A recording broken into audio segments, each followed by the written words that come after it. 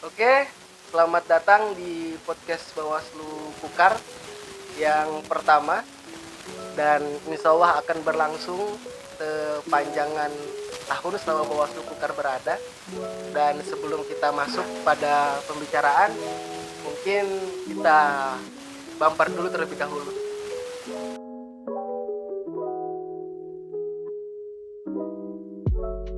Oke, balik lagi ke podcast setelah bumper yang sudah ditampakkan di awal tadi. Langsung saja mungkin hari ini kita kedatangan tamu spesial dari anak muda yang keren yang berkesempatan untuk terlibat aktif di kepemiluan. Langsung saja mungkin kita tanyain dulu, kita kulik-kulik.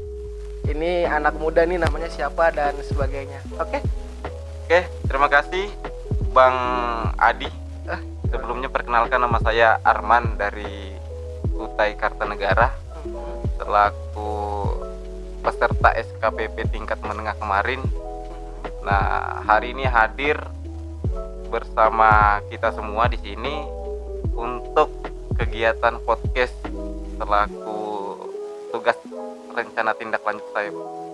Oh gitu. Oh, jadi terkait SKPP ya? Ya, SKPP. Nah, pada prosesnya SKPP itu apa sih sebenarnya sebelum kita masuk nih ke dalam wawancara lebih dalam nih? Oke, kalau SKPP itu kalau kita bahas kulitnya dulu itu kan sekolah kader pengawas partisipatif.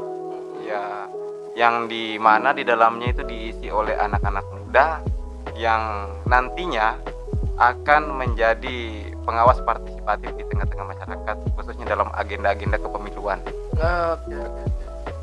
Jadi secara tidak langsung ini sebagai bentuk melibatkan peran-peran pemuda ya dalam kepemiluan ya. Ya, Kayak gitu. karena pemuda kan punya potensi, Bang.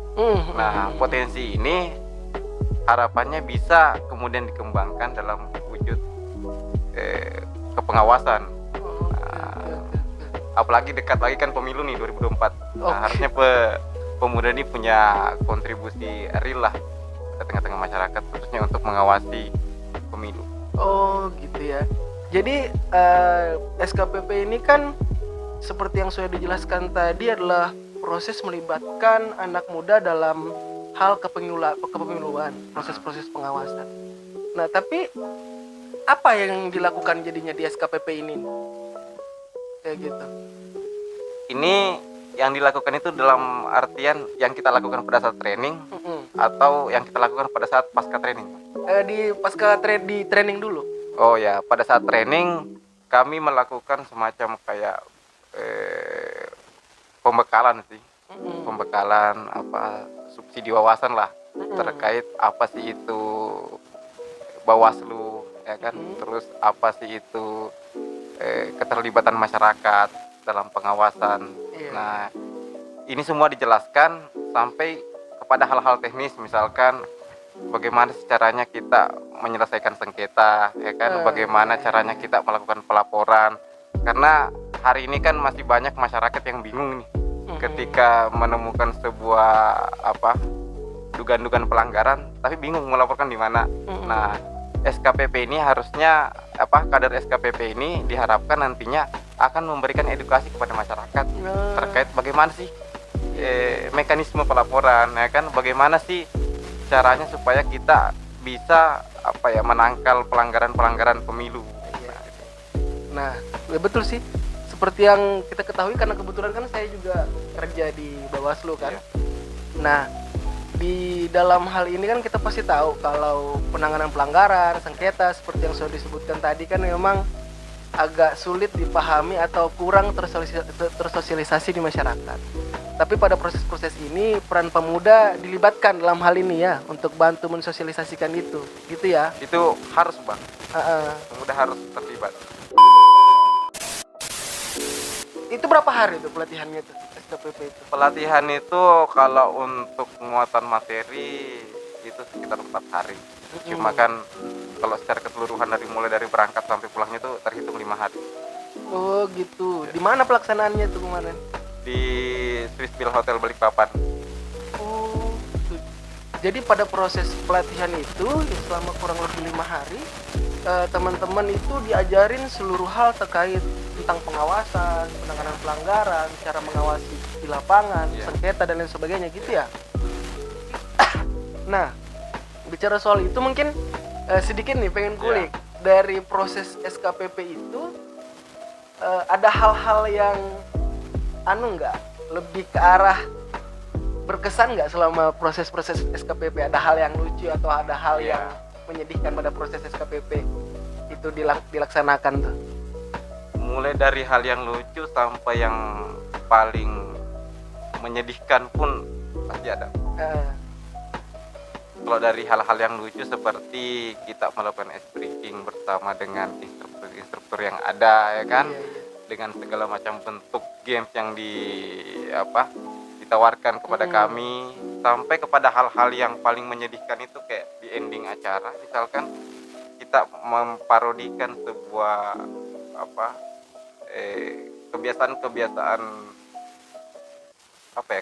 kebiasaan politik kita. Di akhir misalkan ada penguasa tiba-tiba ada calon penguasa nih, calon pemilu kan, tiba-tiba datang baik-baik kepada masyarakat, ya kan, masyarakat dirangkul semua, tapi ketika pada saat dia terpilih dia balik menindas, ya kan. Makanya kan saya punya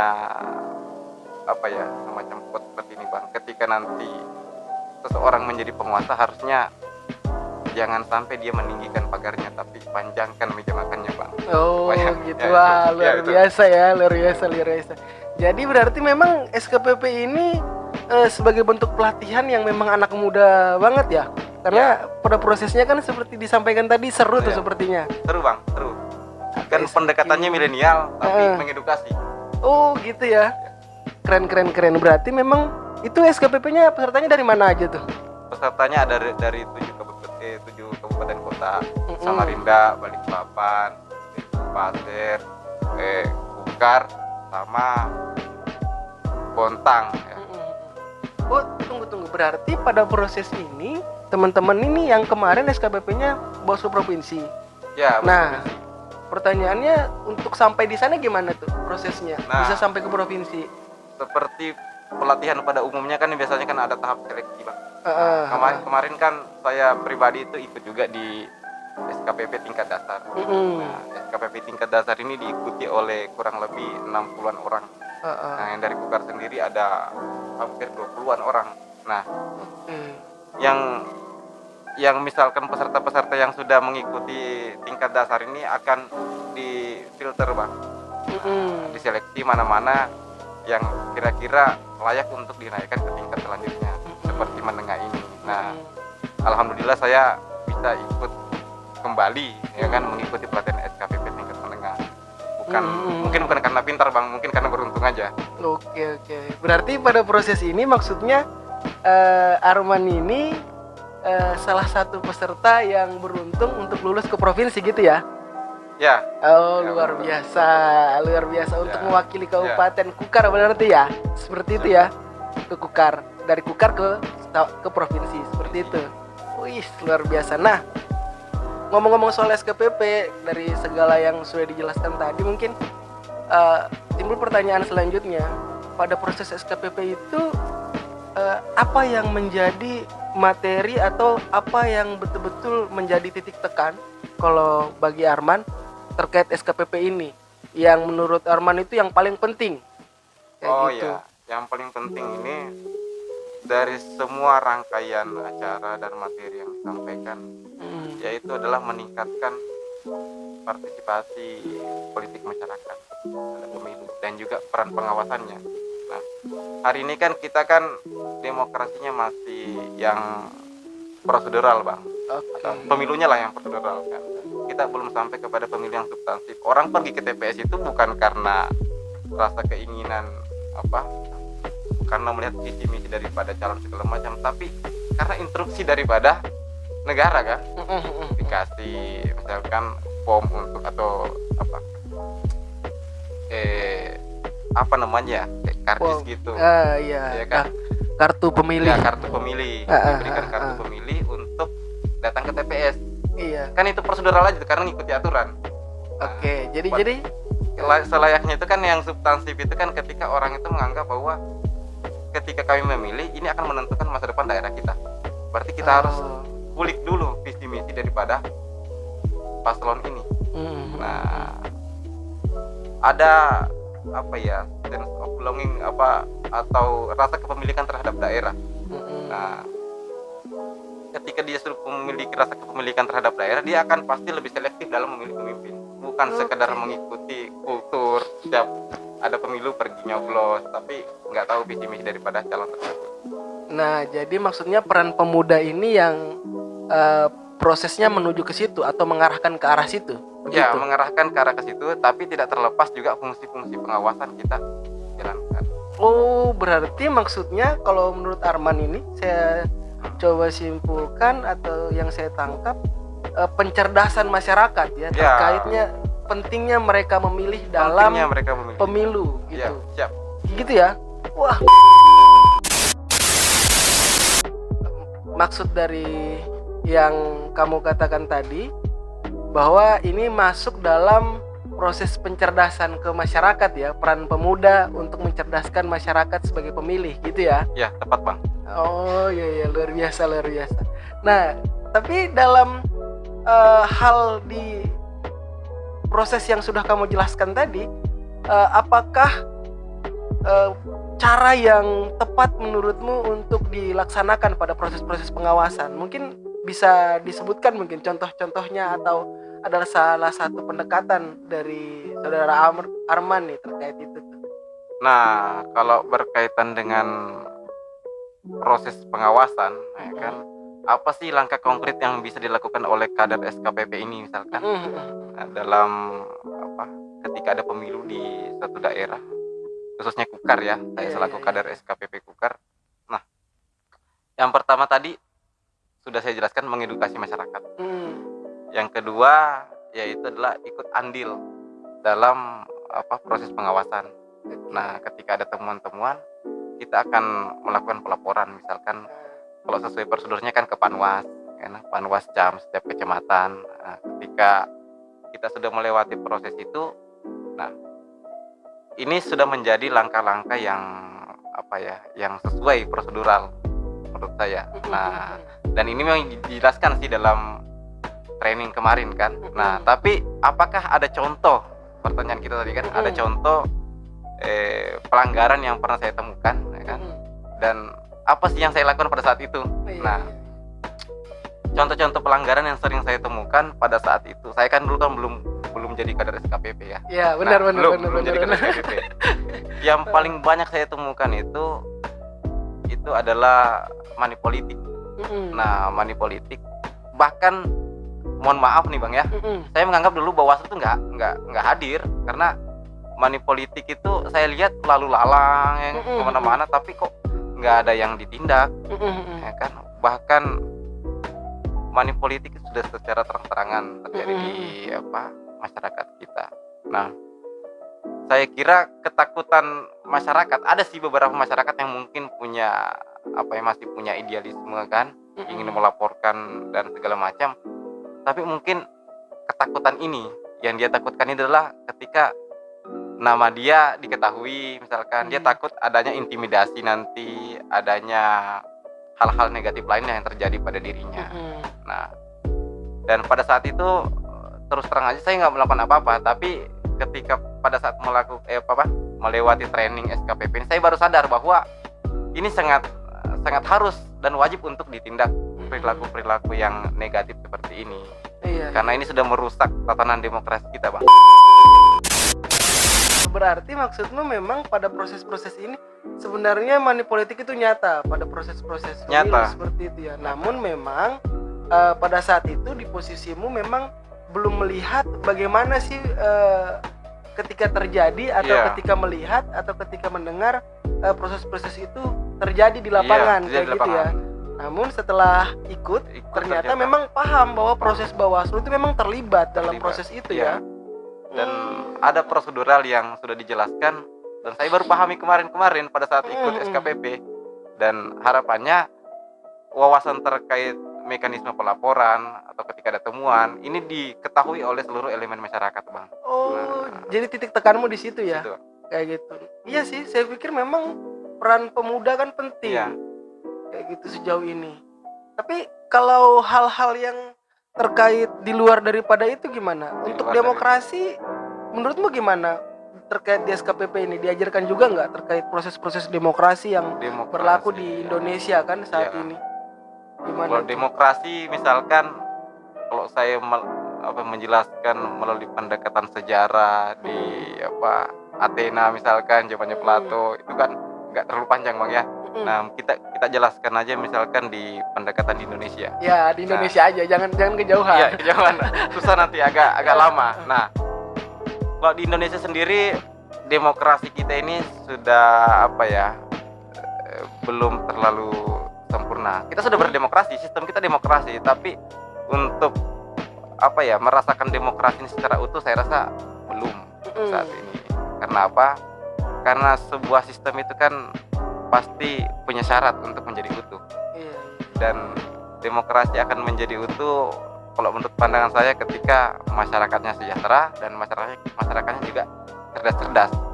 Nah, ini menjadi PR kita bersama. Nah, dan untuk menggapai demokrasi yang utuh ini seluruh elemen harus ikut andil, mulai dari pemerintahan sampai kepada tataran masyarakat bawah. Tuh. Nah, khususnya kalau kita kaitkan dalam kepemiluan misalkan, dalam Undang-Undang Dasar kan dijelaskan kedaulatan itu berada di tangan rakyat. Nah, dan dilaksanakan menurut Undang-Undang Dasar. Betul. Artinya apa? Kalau secara etimologis misalkan ya kan, secara harfiah bahasa, demokrasi itu kan kedaulatan rakyat. Iya. Ya kan? Jadi di mana setiap keputusan pemerintah ya kan, keputusan politik harus bersandarkan kepada apa yang menjadi keinginan rakyat. Nah, ini yang harapannya kita bisa wujudkan secara bersama, Bang. Dimulai lewat pemuda. Gitu ya. Dan pemilu adalah instrumen untuk membangun demokrasi. Gitu. Iya. Hanya saja memang pada titik tekan ini keinginannya adalah yang memulai itu adalah pemuda. Gitu Pemuda. Ya? Milenial ya. Milenial. Ya gitu. Karena kan proses sekarang ini kan digaung-gaungkan kan milenial. Iya, kan milenial. gitu. Karena proses-proses di mana pemilu itu terjadi tidak bisa terlepas daripada proses dan peran penting daripada milenial kan gitu. Siap. Dan selanjutnya kalau untuk di SKPP ini kan dari sekian yang sudah kamu jelaskan itu ada jadi salah satu pertanyaan mungkin yang dalam pikiran saya. Di SKPP ini apakah memang ini jadi salah satu hal kewajiban pemuda untuk mengikuti SKPP atau memang nanti fungsinya disosialisasikan lagi kepada masyarakat, kepada pemuda-pemuda, atau titik tekan sosialisasinya kemana sih sebenarnya? Ya, kalau untuk SKPP itu sendiri kan, kalau untuk ikut pelatihan kan itu kan suatu pilihan, Bang. Dan saya menganggap sudah ada beberapa pemuda yang saya anggap itu luar biasa karena memilih pilihan untuk bergabung di SKPP. Nah, terus pertanyaannya tadi kan, di mana sih titik tekan kita ini dalam melakukan sosialisasi, sasarannya mana, ya kan, targetnya apa? Ya. Kalau untuk SKPP sendiri itu bergerak seperti bagaikan influencer, Bang. Iya. Gitu ya. Dia menularkan. Jadi kalau sekarang itu ada COVID-19 yang menular, harusnya kan kita ini sebagai pemuda juga jangan sampai kendor. Jadi wawasan-wawasan terkait pengawasan kepemiluan juga harus dikeluarkan dong. Nah, targetnya siapa? Nah, yang pertama, yang pastinya karena kita ini pemuda, otomatis yang lebih enak maksudnya pasti sesama pemuda kok dong. Bener. Kita target pemuda, harapannya pemuda-pemuda ini juga yang kita sudah sosialisasikan bisa juga menularkan kepada keluarga-keluarganya, sahabat-sahabatnya, tetangga-tetangganya. Dengan begini saya anggap program SKPP ini akan menjadi sebuah kayak lokomotif gerakan pencerdasan khususnya di ranah-ranah kepemiluan. Luar biasa, gitu, lokomotif ya. Luar biasa. Karena gini, proses-proses yang seperti lokomotif pencerdasan masyarakat kan memang ini jadi juga salah satu tolak ukur kan bagi pemilu, keberhasilan pemilu. Karena di Bawaslu sendiri kan seperti pada jargonnya kan Bawaslu bersama rakyat kan, awasi pemilu. Nah, dalam proses ini memang peran-peran masyarakat termasuk pemuda juga penting. Nah, terakhir mungkin pada proses ini, kalau dari Arman setelah mengikuti proses SKPP, apa yang menjadi tolak ukur terhadap kepemiluan ke depan setelah mengikuti SKPP dan pentingnya SKPP atau kader-kader pengawasan kan teman-teman ini disebut kader pengawasan kan? Kader-kader pengawasan. Nah, kader pengawasan. Apa yang menjadi tolak ukur dan pentingnya kader-kader pengawasan sekolah SKPP pemuda ini untuk masyarakat ke depan? Gitu, gimana? Yang pertama saya jawab dulu terkait apa sih menjadi parameter keberhasilan pemilu kita yang demokratis ini. Karena kita demokrasi, sistemnya demokrasi kan. Iya. Pemilu yang demokratis ini. Nah, parameternya tidak jauh-jauh, Bang. Itu ketika seluruh masyarakat ikut andil dan berperan aktif dalam agenda pemilu. Gitu. Ketika masyarakat sudah berperan aktif, saya rasa pemilu yang demokratis sudah kita capai. Yang kedua ini adalah apa sih? Apa tadi Bang, saya lupa. Nah, yang kedua itu peran kader SKPP ya. Peran kader SKPP, kader pengawas ya. Peran kader SKPP ini dia harusnya mampu menjadi mitra atau ya support sistem dari Bawaslu itu sendiri. Karena kita kan nggak masuk dalam struktur Bawaslu ya. Benar. Karena sifatnya kerelawanan, bekerja tanpa pamrih dan juga bertanggung jawab kan. Nah, artinya kami ini cuma kayak support system gitu. Kan kayak kemitra Bawaslu untuk melakukan peran-peran atau peran-perannya dalam wujud sosialisasi kepada masyarakat luas terkait penting banget ini kalau kita melakukan pengawasan terhadap pemilu yang terjadi di daerah kita. Gitu ya, luar biasa memang kader pengawasan nih. Nah, di satu sisi kan memang juga kayak gitu ya, bahasanya kader pengawas ini sebagai mitra daripada Bawaslu dalam mensosialisasikan berbagai hal terkait kepemiluan, termasuk pada proses-proses pengawasan kayak gitu. Nah, proses-proses pengawasan ini kan juga memang keterlibatannya sangat besar gitu. Untuk di daerah Kukar saja kan 18 kecamatan kan ini luar biasa nih. Nah, jadi kedepannya harapannya setelah ikut SKPP ini apa, Arman? Harapan setelah ikut SKPP ini dan ke depan ingin melakukan apa? Kalau dari proses Arman harapan sendiri. Saya ke depan ini sebuah pelatihan dilakukan, harusnya pasti hasil pelatihan ini punya pengaruh. Harapan saya kader-kader SKPP yang sudah mengikuti pelatihan itu tidak sama dengan posisi dia pada saat belum pernah melakukan pelatihan. Betul. Kan? Harus beda. Dia harus ada, kalau mahasiswa punya jargon kayak agent of change, berarti SKPP juga harus melakukan perubahan dong. Apalagi di dalamnya diisi oleh pemuda-pemuda. Nah, harapan saya teman-teman yang lain yang di luar sana misalkan juga memiliki ketertarikan ketika ada pelatihan tentang pengawasan pemilu, dia juga punya rasa keinginan tuh untuk ikut bergabung, bukan sekedar bergabung tapi ingin mendapatkan wawasan-wawasan terkait persoalan pengawasan pemilu. Betul. Nah, selanjutnya juga saya mau ngapain nih? Ya kan? Pertanyaannya saya mau ngapain ke depan?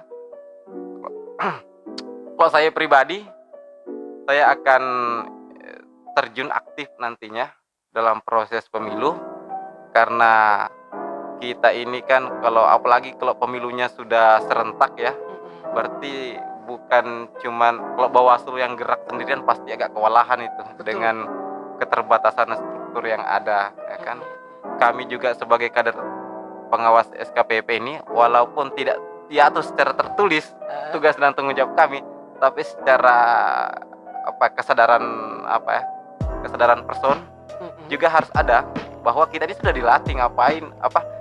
dilatih kita sudah dikasih materi-materi, terus kenapa kita harus diam? Makanya kita harus bergerak di luar untuk mensosialisasikan ini dan mengedukasi masyarakat tentang pentingnya pemilu sebagai upaya untuk membangun roh demokrasi bangsa kita.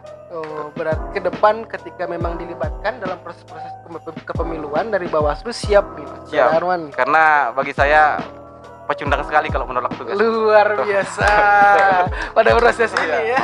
Oke, mungkin saya rasa cukup ya. Atau Iya. terakhir ada closing statement nih dari Arman sebelum saya tutup podcast yang menarik ini. Nah, kalau untuk closing statement, saya berharap kepada seluruh yang menonton podcast ini, seluruh masyarakat di Indonesia, agar jangan sampai kita acuh tak acuh terhadap politik yang ada di bangsa kita ini, karena setiap yang terjadi kepada masyarakat adalah hasil daripada keputusan politik. Benar, Nah, benar. kalau kita salah memilih seseorang misalkan dalam pemilu, kita tidak boleh ngomel-ngomel ketika ada keputusan politik yang bertentangan dengan apa yang kita inginkan. Nah, berarti artinya bahwa kita harus lebih selektif, ya kan, dalam menentukan pemimpin daerah. Nah, misalkan contohnya kalau kita sudah tahu dia sudah hanya sering berjanji palsu, ya kan, ya nggak usah dipilih lagi kayak gitu menurut saya.